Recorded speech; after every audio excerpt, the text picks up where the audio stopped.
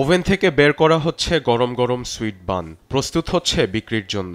সঙ্গে আছে কফিও, কিন্তু আয়েশ করে সেই কফিতে চুমুক দেওয়ার সময় কই? রাশিয়ার ছোড়া বোমায় যে কোনো সময় নিভে যেতে পারে প্রাণ, আক্ষেপ করে বেকারির মালিক হ্যানা হারভাসোভা জানান, রুশ আগ্রাসনে এখানে সবই বদলে গেছে।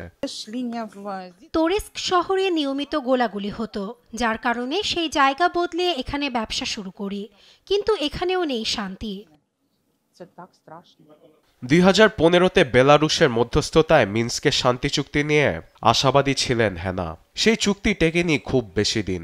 22 ফেব্রুয়ারিতে রাশিয়া ইউক্রেনের বুকে সার্বাত্মক আগ্রাসন শুরু করলে অস্থিরতা ছড়িয়ে পড়ে দুই প্রান্তেই। প্রভাব পড়েছে ব্যবসা বাণিজ্যে, হ্যানার বেকারিও হারিয়েছে ক্রেতা।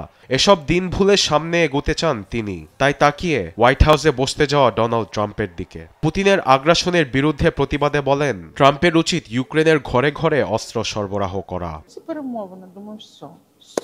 রাশিয়া রীতিমতো আমাদের ভূখণ্ডে গণহত্যা চালাচ্ছে, ট্রাম্পই পারেন এসব ঠেকাতে, আর তাহলে তার নাম ইতিহাসে স্বর্ণাক্ষরে লেখা হবে।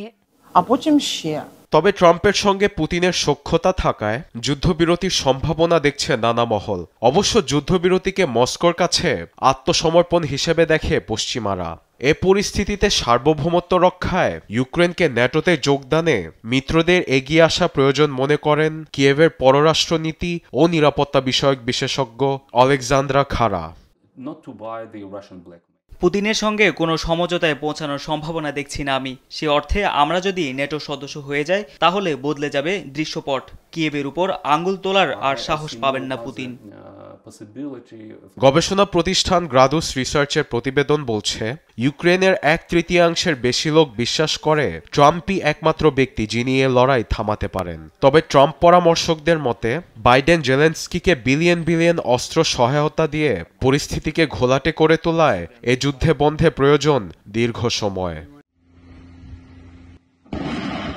আরবিদ আফসার, নিউজ ডেস্ক, দেশ টিভি।